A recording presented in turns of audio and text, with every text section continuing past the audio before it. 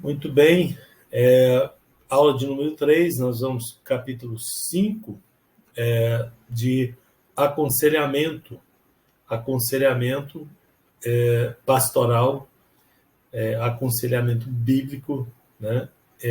Esse aconselhamento necessário na igreja faz parte do nosso curso bacharel em teologia, e hoje nós vamos começar com o capítulo de número 5, tá? Teorias do aconselhamento, né? Eu vou mostrar algumas para vocês aqui, a parte mais teórica do aconselhamento, e depois uma parte mais prática, né? Mais pessoal do aconselhamento, mais no final da aula, tá?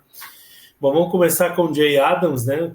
5.1, item 5.1 do capítulo 5.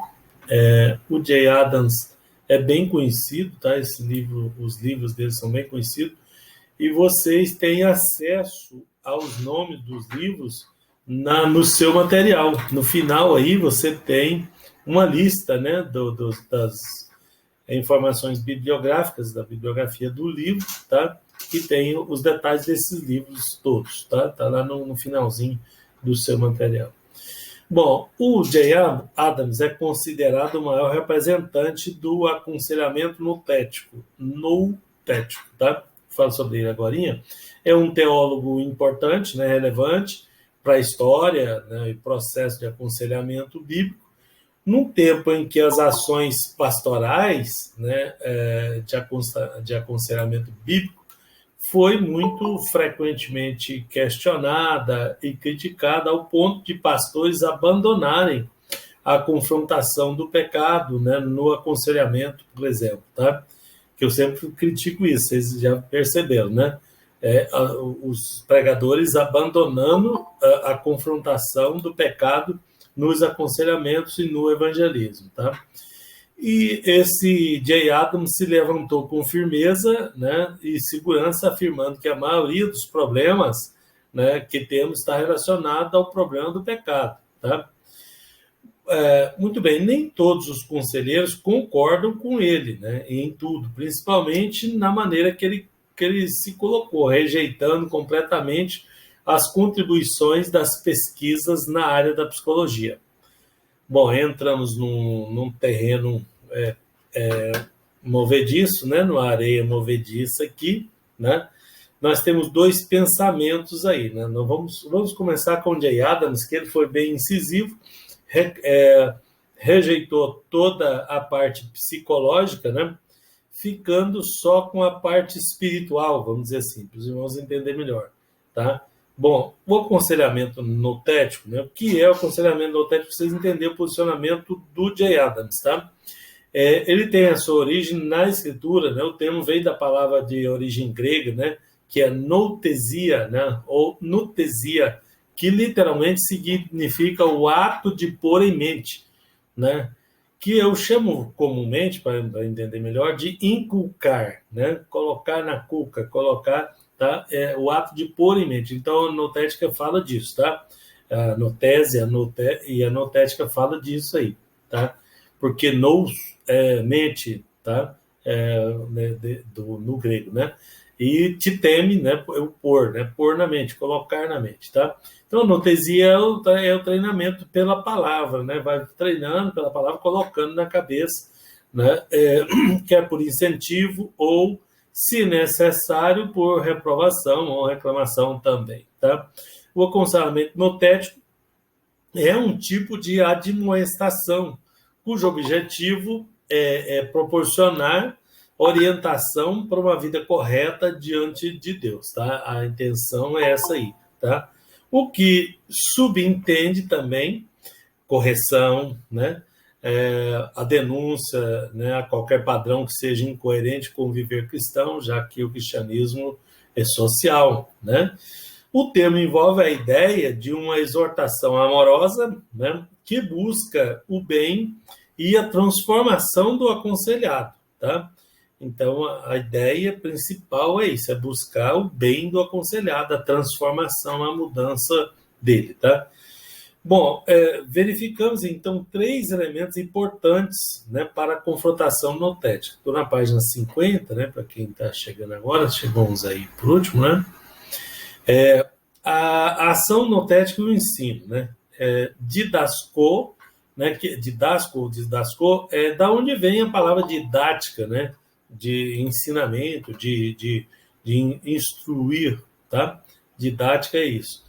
Tá, que está em Colossenses 3,16, o ensino lá é didática, é didasco, tá?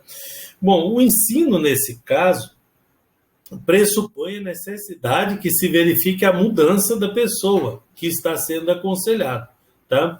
A orientação bíblica traz a ideia, né, de que alguma coisa precisa ser revista aí, né? Alguma necessidade a ser reconhecida e a ser tratada no aconselhado, tá? O propósito básico, né, da notécia ou da notética, né, do didático, né, da didática, é o de efetuar a mudança na mente, né, de transformar a mente, né, que conduz a personalidade à vontade revelada de Deus, né, conduz o homem, a personalidade do aconselhado para Deus. Eu vou até citar um versículo aqui em Romanos, no capítulo 12, verso 2, é bem conhecido de vocês, o versículo, não está aí no material, tá?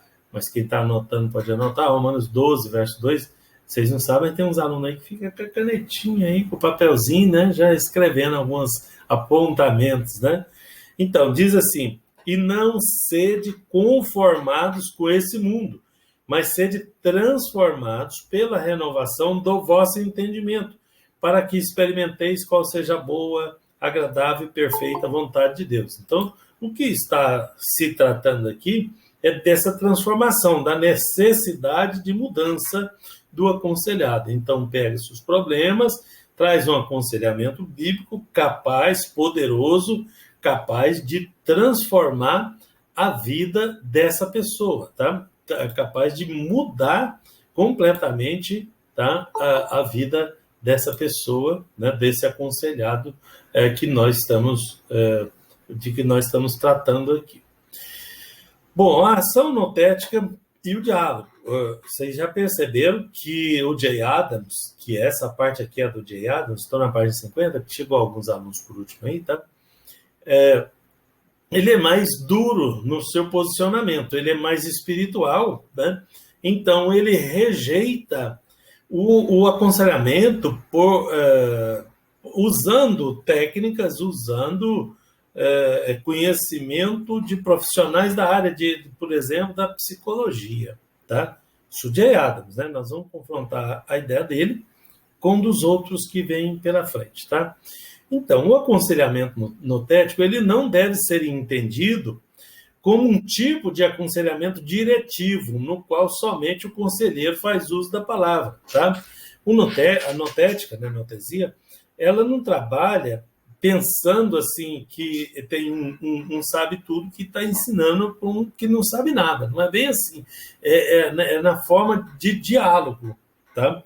A notética. Então, conversa-se com ele, ele fala, ele pondera, o outro aconselha, é mais um diálogo assim, tá? É claro que é alguém preparado, alguém instruído, né? Trazendo um aconselhamento bíblico, tá?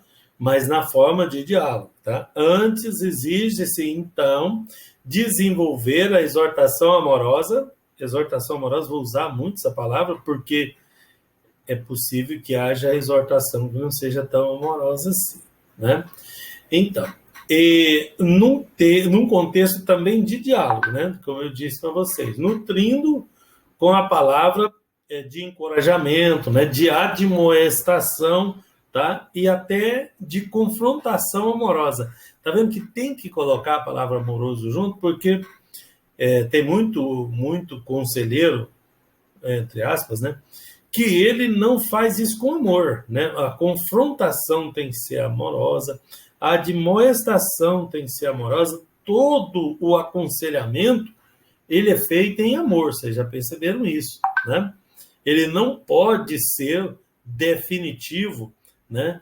Ele não é diretivo, né? Ele não é uma coisa final, tá? Ele é um diálogo, tá? Amoroso, de um modo geral, ele precisa ser um diálogo amoroso, com o risco de não trazer o benefício ou o que se espera se assim não for, tá? Bom, então, ao conceito de notese, né, da notética, então, acrescenta-se a dialógica, né, o diálogo, né, com o objetivo de conquistar, junto com o aconselhado, as mudanças esperadas, né, que se iniciam no coração da pessoa e atinge o comportamento e atinge o caráter da pessoa, tá? Na perspectiva da notesia, né, da notética, a mudança de personalidade, segundo as escrituras, envolve confissão, arrependimento e desenvolvimento de novos padrões de conduta, como nós até falamos disso na aula passada um pouquinho aí, né? Tá? Bom, mas a ação da notética e a ajuda transformadora, tá? Então, nós vamos pegar o que serve daqui, o que serve do outro, e vamos tentar colocar um meio termo aqui, tá? Bom, o que motiva o aconselhamento notético é o benefício ao aconselhado. Então, o alvo, né, a intenção é beneficiar, é alcançar a mudança, é saber que existe a necessidade de mudanças, nós já sabemos, já falamos disso, né? E que o aconselhado precisa disso, então esse benefício é justamente o alvo do conselheiro, tá? Então, o fim, então, é glorificar a Deus, abençoando as pessoas, transformando vida, tá? Então, a motivação, portanto, não é a punição. É por isso que tem que ficar claro qual que é o objetivo. Quando a gente faz algo, na obra de Deus principalmente, no aconselhamento inclusive, tá? A gente tem que ter o alvo sempre em mente, porque senão, né, eu não sei se vocês já perceberam isso, tem muito conselheiro que ele visa, que o alvo dele é a punição, ele se prende na punição para ver se convence a pessoa pelo medo, né? E não é bem isso, né? E a confrontação não seria amorosa nesse caso, tá? Então, o aconselhamento ele tem que ter um alvo, um objetivo. O objetivo dele é transformar as pessoas para a glória de Deus, né? E para conseguir isso, você ganhar a confiança da pessoa, não é atacando ele, não é colocando a punição, não é desafiando por esse lado. Apesar de que o confronto também vai acabar num ponto necessário, tá? Mas aí está a sabedoria do conselheiro. Aí está o segredo do aconselhamento, tá? Né? E aí o objetivo, então, é o crescimento à semelhança de Cristo, que é o que todos buscamos, né? Crescer na semelhança, né, para nos assemelhar a Ele. Bom, o que motiva e sustenta a ação notética é o amor revelado nas Escrituras, que atinge o ser humano com a graça de Deus para a glória do próprio Deus, né, do próprio Senhor, tá? Então, nós esbarramos num problema, página 51, para os que entraram por último aí, temos muita gente aí hoje, e vamos entrar por último. A atitude do Jay Adams em relação ao uso de algumas contribuições da psicologia, por exemplo, tem sido compreendida como uma de exclusão, né? E rejeita qualquer ideia ligada ao conceito de doença mental. Então, para o Adams é o seguinte: todos os problemas que o homem tem, a origem está no pecado. Não é uma doença, para o Adams, tá? Não é uma doença funcional, não é algo desse campo, né, psicológico, por exemplo, tá? Ele rejeita completamente. Então, isso é considerado como um ato de exclusão, tá?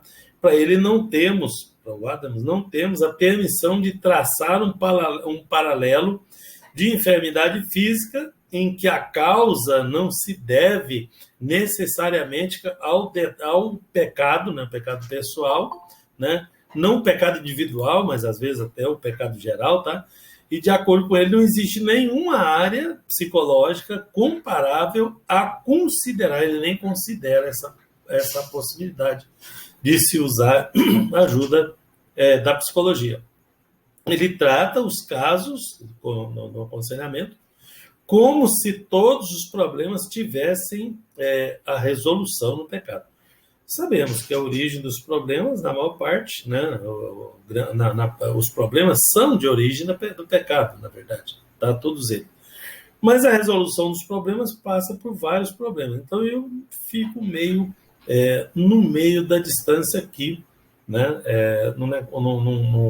num patamar meio com o pé atrás com ele, porque sim, tem muitos problemas que o trabalho psicológico ajuda a resolver no aconselhamento, tá?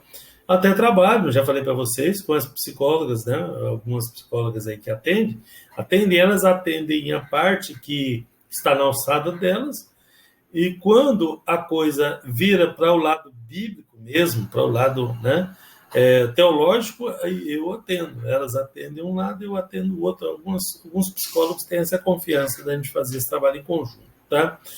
Então, temos a parceria, onde eu não sou como Adams, que descarta totalmente qualquer outra ajuda que não seja ajuda espiritual, de oração, da palavra de Deus, que é uma forma, né, eficiente de resolver os problemas. Mas acaba tendo, também nós estudamos sobre isso aí algumas vezes, né, os problemas de doença, né, que foram causadas, é claro, pelo pecado, mas precisa ser resolvido, né, e a doença precisa de um acompanhamento, às vezes, um pouco mais criterioso, tá?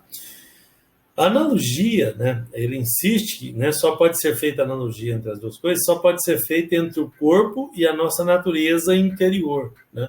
E essa última, né, natureza interior, está tão corrompida, né, que só podemos falar da sua pecaminosidade e não da sua enfermidade, tá? Bom, o Herding, que é outro escritor, tá, considera que esse seria o ponto principal, que Adams simplifica bastante as perspectivas das escrituras, né, de forma que leva a uma certa incoerência, né, ao lidar com a nossa natureza interior e exterior, tá? Temos uma unidade, né, intrínseca, né, uma unidade de ações, numa aparente discordância em relação ao Adams, né, o J. Adams, né, e ao Herding, tá? Sugere que precisamos admitir ainda mais que temos múltiplos aspectos, sendo que a Bíblia emprega ampla e rica série de palavras e ilustrações em referência a nós, né? Do Herding, né, a escrita dele. Precisamos confirmar, junto com Adams, né, a corrupção total da humanidade. Está certo. A humanidade está atolada em corrupção, tá? A sua condição da humanidade decaída em todo aspecto do ser, mas igualmente precisamos anunciar que ainda somos, né, com existência, a imagem e semelhança de Deus dentro dessa corrupção, que vislumbre ainda o que se tem que fazer, né? Deus é um Deus que outorga dádivas, né, à humanidade.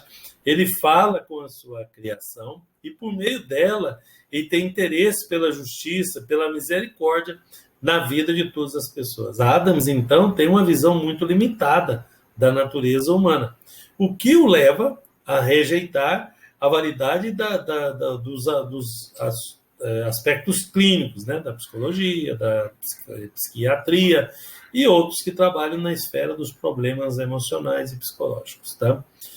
Somos desafiados, né, portanto, a observar as grandes contribuições de Adams, né, tem grandes contribuições, vocês perceberam aí, no aconselhamento, né, para o aconselhamento bíblico, ele é um dos principais, né, principalmente no que diz respeito à sua firmeza na luta contra o pecado e contra as consequências do pecado. Mas temos que concordar, também concordo, tá, eu estou no meio da ação aí, né, com o Herding, que seria importante ter uma visão mais ampla da graça comum de Deus e sua revelação geral a partir da qual pessoa não cristãs, por exemplo, né, em várias áreas da ciência humana, não somente da psicologia, tem contribuições a serem consideradas a partir do crivo das escrituras. Então, os dois extremos são, inclusive, perigosos, né? Se você considerar só a parte do Adams, né, ao pé da letra, né, acaba perdendo essa contribuição da parte de doenças, comprovadamente, né? E se você considerar só a parte de doenças, né, aí você perde a parte espiritual do Adams. Então, tem um meio termo nisso aí, né? Um dia eu vi o caso, acho que até comentei com vocês, do policial que chega lá numa ocorrência, foi chamado, a pessoa estava transtornada, estava dando trabalho ali para a família, para todo mundo, o policial chega, o policial crente, deu uma olhada, e eles estavam lá, não, tem que levar ele para o médico, o que está acontecendo? Tal. Ele falou, não, no caso desse aí não é médico, esse aqui tem que levar ele para a igreja, né? Eu conheço o policial, né? E tem que levar ele para a igreja. É lá na igreja que vai resolver esse problema. Então, ele percebeu aí a diferença. Então, tem a parte de doença, né, física, mas tem a parte de doença espiritual. E essas duas coisas têm que ser tratadas, porque uma causa a outra derruba a outra, e uma e as duas vão. Então, os dois casos são importantes a gente prestar atenção aí, tá? A nossa aproximação da psicologia deve ser bastante cautelosa, claro, né? Porque tem gente que ele é mais tendencioso para a ciência, vocês já perceberam? Ele é mais cientificamente, né, falando, confiável. Ele confia muito na ciência e acaba usando a parte espiritual só como uma coisa que poderia se recorrer em algum caso, mas que a eficiência mesmo está na parte da ciência, enquanto que é mais complicado que isso, né? Tem coisas que vai resolver com a parte espiritual, tem coisas que vai resolver, né, ajudar a resolver esse problema na parte emocional, na parte de acompanhamento de profissionais mesmo. Bom, o Gary Collins é outro caso, né? No aconselhamento cristão, estou no item 5.2, na página 52, tá? Gary Collins é outro conselheiro cristão americano que trouxe uma grande contribuição, tá? Relevante contribuição para aqueles que têm procurado ajuda, né? Ajudar as pessoas, conselheiros que têm procurado ajudar as pessoas em suas lutas existenciais, né? Nas suas lutas do dia a dia, tá? Collins tem sido criticado por ausência de claras pressuposições, né? Ele não se posiciona muito bem no que, né, nos seus quesitos, no que ele, que forma ele agiria em determinadas situações. Tem muito crente desse jeito, tem? Fica meio assim em cima do muro, sem tomar posição. Então é que é até difícil tomar posição. Eu mesmo, né, entre os dois, né, que nós falamos ali, o Jay Adams e o Herding, eu fico no meio da situação, né? Eu fico um pouco de reserva com um pouco de reserva com o outro, né? Porque os dois são extremistas aí no caso, tá? E tem hora que é difícil, mas mesmo certo ou errado, a gente tem que procurar se posicionar, né? Ter elemento suficiente para se posicionar. Se precisar mudar de ideia, a gente pode mudar de ideia também. O que tem de errado em mudar de ideia? Se me convencer pela palavra, eu não tenho nenhum problema de mudar de ideia, tá? O que não dá é para não posicionar, né? Eu tenho que procurar uma forma de me posicionar, de estar bem posicionado aí diante das dificuldades, diante das pessoas, diante dos problemas, tá? Então, eu tenho que ter uma solução para mim, bem clara para mim, né? Para mim tem que estar claro, né, a minha posição aí, né, dentro de mim mesmo, né? E por isso, para isso, às vezes, precisa de esforço, precisa, né? E hoje as pessoas não gostam muito de se esforçar, vamos dizer assim, né? De um modo geral, eu estou falando, tá? Não, sem querer criticar diretamente esse ou aquele ali, tá? Bom, Collins, então, estaria expressando a lealdade à Bíblia, né, e à teologia, mas não labora até as últimas consequências sobre as suas bases principais, né, dos seus pressupostos, né? Ele não cuida de diferenciar as cosmovisões bíblicas de pensamentos seculares, como se espera de uma pessoa que quer discutir um assunto tão importante quanto esse, tá? Que é o aconselhamento bíblico. Pulei para a página 53 do Gomes, né? Gomes é conselheiro cristão, professor de teologia, escritor, teólogo, né? Conhecido, balizado, para a crítica apresentada pelo trabalho do Gary Collins. Tá? No entanto, ele mesmo, o Gomes, considera que uma aproximação cuidadosa do seu material pode ser importante para o aconselhamento bíblico. Porque, às vezes, a gente toma uma posição com relação ao assunto, né? Dá uma olhada no material do Gary Collins, né? Do Jay Adams, por exemplo, vamos supor, do Jay Adams, que foi mais polêmico, né? Aí você pensa, puxa, mas esse cara aqui está muito fora, né? Eu já não tem muita coisa importante no trabalho do Jay que a gente precisa considerar, precisa ser considerado. É claro que nós temos que aprender a separar o que serve do que não serve, né?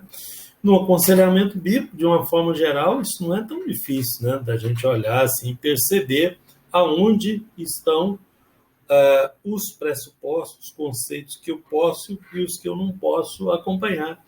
Aliás, a minha maior luta, o meu maior problema para vocês, para ensinar vocês, é procurar conceitos, conceituar tudo, né?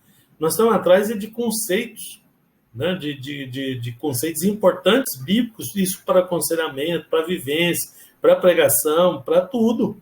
É conceito que nós precisamos. As pessoas às vezes ficam presas em detalhes, né? Detalhes bíblicos lá, de quem foi que escreveu um livro, né? Quem foi que vai acontecer primeiro do que o quê. Umas coisas que não faz nem sentido você ficar discutindo.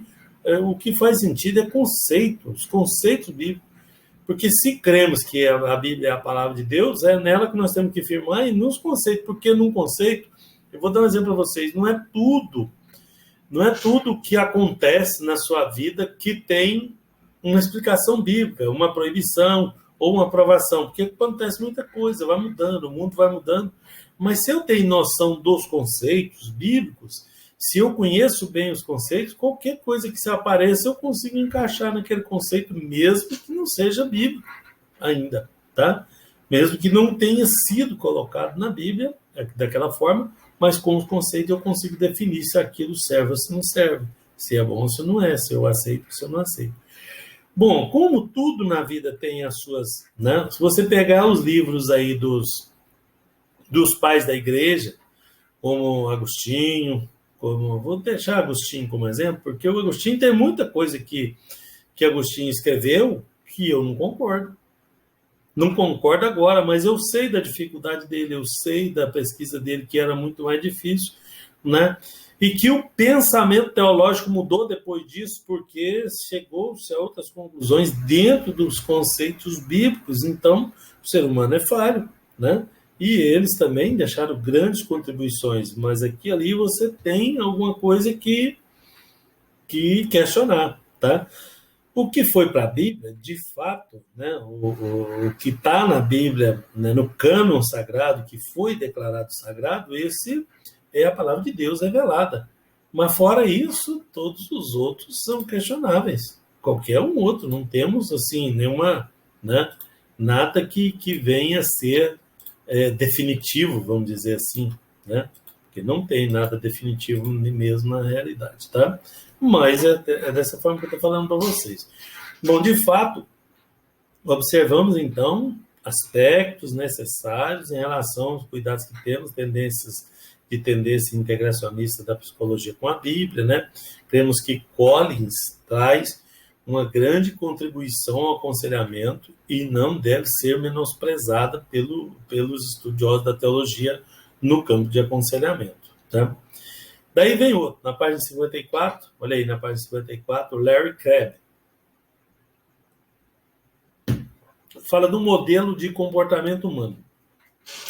O ser humano é impulsivo, né? E é impulsionado para o alvo que ele presume de forma errada. Por exemplo, né? Ser capaz de suprir o vazio da glória de Deus. Então, a pessoa é impulsionada para um alvo, aí ele vai para aquele alvo com o que ele presume. Mas de que forma ele presume? É aí que eu falo para vocês que precisa conhecer os conceitos, porque nós somos impulsionados para uma direção, né? E essa direção que nós estamos sendo impulsionadas é a certa? Para nós é. Aí, de repente, alguém prova que aquilo está errado, que aquele conceito está errado, que aquela forma está errada. Teve coisas que eu aprendi errado. A pessoa que me ensinou errado tinha muita boa vontade, boa fé, me ensinou errado porque ele aprendeu errado também, não foi com maldade, não tinha dolo, tenho certeza que não tinha, mas me ensinou errado. E eu aprendi errado. E aí, para tirar aquilo da minha cabeça, já pensou o problema que foi para mim eu ter aprendido errado? Mas é tudo que tinha, é o que eu tinha naquela hora, é o que eu tinha aprendido, né? Também não vou contar para vocês, né?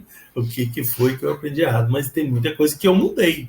Estou dizendo para vocês que a gente muda o pensamento. Como é que a gente muda? Conceito bíblico. Aí o conceito bíblico te esclarece um outro ponto, aí você vai para o outro lado. A pessoa, o aconselhado, normalmente ele está todo distorcido no conceito. Lembra que eu já falei para vocês lá para trás, nas lições para trás, que todas as doutrinas importantes, fundamentais, bíblicas, que são importantes para o ser humano e para a nossa vivência no mundo, elas são distorcidas para as pessoas, elas são entregadas distorcidas para a pessoa. Em qualquer um pecador que você chegar, qualquer um aconselhado que você chegar, ele vai estar com conceitos distorcidos. Então, um dos nossos grandes desafios é justamente levar o conceito bíblico correto para aquela pessoa, tá? Lembrando do que disse Kreb, né? Nós somos impulsionados para um alvo, né? E um alvo que nós presumimos estar certo, e pode ser que não estejamos certos, então temos que avaliar direito esses alvos aí, tá? Então, segurança e significado passaram a ser as necessidades mais profundas do ser humano e só podem ser satisfeitas em Deus, né? O significado da vida e segurança, né? De onde vim, para onde vou, só em Deus, né? O ser humano tinha, antes da queda, uma segurança e significado como atributo, né? Com a queda, esses atributos passaram a ser necessidades, tá? O alvo do aconselhamento bíblico efetivo é a glória de Deus agora, tá? E isso através de uma coisa muito simples, que é a adoração, tá? Adoração no seu mais amplo sentido, né? Na oração, no louvor, na pregação, na vivência nossa, adoração de uma forma geral, tá? Bom, aí tem do Krebs, né? A crença básica, né? Uma falsa suposição básica sobre como suprir as necessidades mais profundas. Em geral, as pessoas desenvolvem uma ideia amplamente geral que as dirige, né? Então, nós temos uma suposição, todos nós, né, de uma forma geral, tá? Sobre como suprir as nossas necessidades mais profundas. Sabemos de nada, muitas vezes estamos completamente equivocados, tá? Essa ideia de que nós sabemos o que é melhor para nós, quantas vezes você já pensou, vou comprar aquele carro, vai ser o melhor para mim, e foi um desastre, você não sabe de nada, eu não sei de nada, quem sabe é Deus, né? Então, as crenças básicas, elas nos motivam e nos levam, às vezes, na direção errada, porque formamos conceitos errados, e isso no aconselhamento faz toda a diferença, tá? As nossas motivações é outra coisa a ser considerada, tá? O comportamento motivado é dirigido sempre para um alvo. Lembra que eu estou falando disso desde o começo? Né? O nosso comportamento é sempre dirigido para um alvo. Aí você imagina eu aprendi isso no Sebrae, um motivado incompetente, ou um incompetente bem motivado. É acelerar para o muro, não é?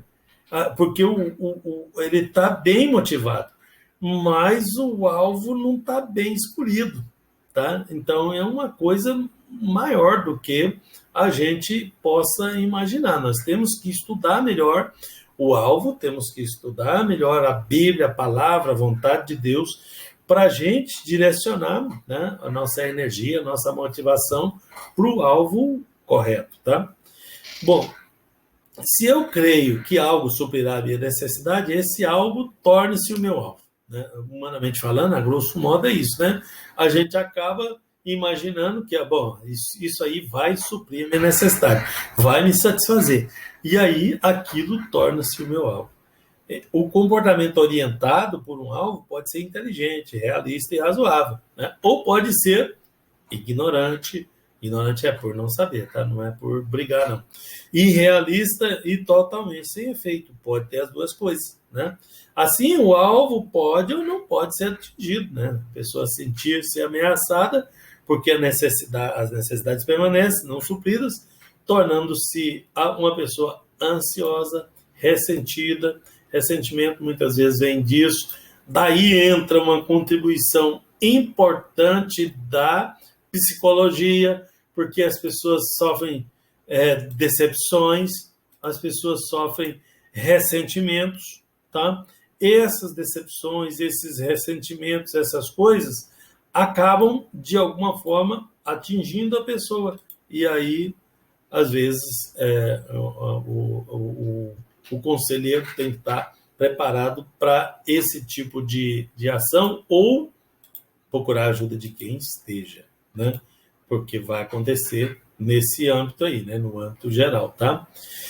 Então, quando o alvo não pode ser atingido, a pessoa não consegue atingir o alvo, né? Que ele pensa que as necessidades dele pode ser alcançada. Aí ele vai trabalhar para aquele alvo. Quando o alvo não é atingido, ele se sente ameaçado, ele se torna ressentido, ele se torna decepcionado, ele se torna né, uma pessoa extremamente ansioso, né, uma pessoa extremamente fora, né, aí do contexto geral. Bom, satisfação temporária, né, parcial e temporária, também precisa ser considerado, né? A maioria das pessoas bem ajustada, né, passei aí para a página 50, estou no final da página 54, tá? Para quem está acompanhando nas páginas, tá? Elas determinam alvos para suas vidas de acordo com as posições não bíblicas, né? De como suprir sua carência, por exemplo, da glória de Deus, porque todo mundo precisa suprir essa carência, né? É essa parte que leva o ser humano para Deus, porque ele tem necessidade de Deus. Ele nasce com a necessidade de Deus dentro dele, tá? Essa carência da glória de Deus só pode ser suprida pelo próprio Deus. Isso pode ser encaminhado pelo conselheiro, tá? Então, a pessoa procura primeiro no lado humano, resolver os problemas do lado humano, vocês sabem disso, né? Então, ele fala aqui, ó, através de trabalho ou pura sorte, né? Trabalhando para que isso aconteça, ou por sorte, né? Quantas vezes você vê a pessoa, dei sorte, que sorte, nada, né? Que a gente não tem sorte, né? Ele é abençoado por Deus, ele foi alcançado por Deus, tá? Alcançaram os seus alvos, né? Tem dinheiro, tem bons filhos, né? Boa saúde, prestígio nos negócios, por sorte ou por trabalho, né? Algumas pessoas não têm necessidade de Deus, porque ele considera essas necessidades aí satisfeitas, e elas são parciais e temporárias, né? A necessidade de suprir a glória de Deus na vida dele, essa sim é uma coisa mais permanente, tá? Então é difícil convencer essas pessoas que estão resolvidas nesse caso, que seu alvo foi alcançado nesse caso, né? Tem dinheiro, tem saúde, tem tudo, né?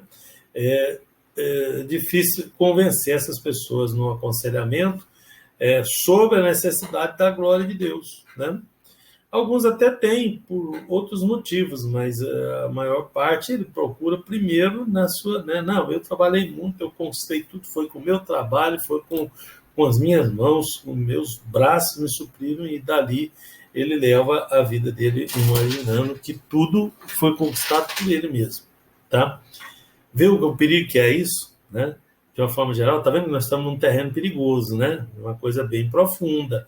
E isso é perigoso, a gente imaginar as coisas pelo lado humano. E a maioria das pessoas faz isso, gente. Nós estamos estudando uma coisa real aqui, tá? Desespero existencial. Algumas pessoas, quando atingem todos os seus alvos, que é aqueles que eu acabei de falar, enfrentam cara a cara o fato terrível de que a realização dos sonhos realmente não trouxe nenhuma satisfação. Imagine, a pessoa alcança tudo que quer. Ele consegue atingir os seus alvos pessoais, vamos dizer assim, as suas, né, os seus objetivos pessoais, como muita gente faz isso lutando para fazer isso, para fazer aquilo, tá? Mas tem uma questão a ser considerada nisso. Esses alvos pessoais, essas coisas aí, não traz nenhuma satisfação. Quando a pessoa descobre isso, porque lá na frente vai acontecer, de descobrir isso, né, ele realmente vai entrar em colapso, como aconteceu com a famosa Marilyn Monroe, né? Aconteceu isso, não foi só ela não, teve muita gente que aconteceu isso. Tem um fato também relatado do Kodak, né?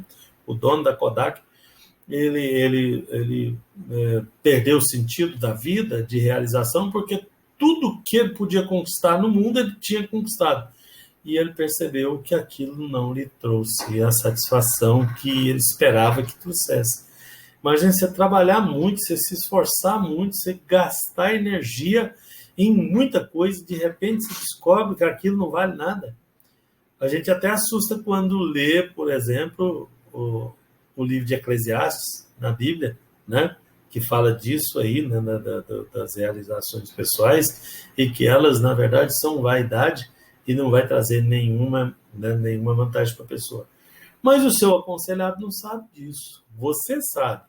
Mas o seu aconselhado não. Ele está esperando que Deus o ajude, mas na maior parte das vezes ele está esperando que Deus o ajude nas suas realizações pessoais somente, né? E não na glória dele, na glória de Deus, tá? Não para a glória dele, né? Muita gente usa Deus simplesmente para as suas realizações pessoais mesmo, né? O que ele puder tirar dali é tudo que ele precisa, tá? Que ele acha que precisa, que acaba que ele alcança as realizações e percebe que isso não valeu nada, né? Não lhe trouxe a alegria, o gozo, o resultado que ele esperava, né, em todas essas coisas.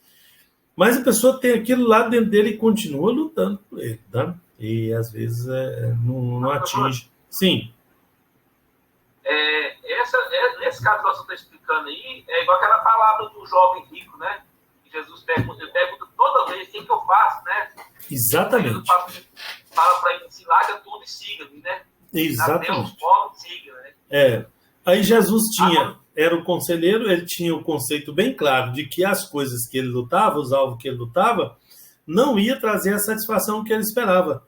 Mas ele, o jovem, talvez não tivesse essa ideia. Então, trabalhar essa parte na vida das pessoas é a parte que Deus faz. E às vezes tira tudo que ele tem, às vezes aparece, a pessoa não sabe, mas por que uma pessoa tão, né, boa, que luta, que trabalha, que se esforça tanto, fica doente?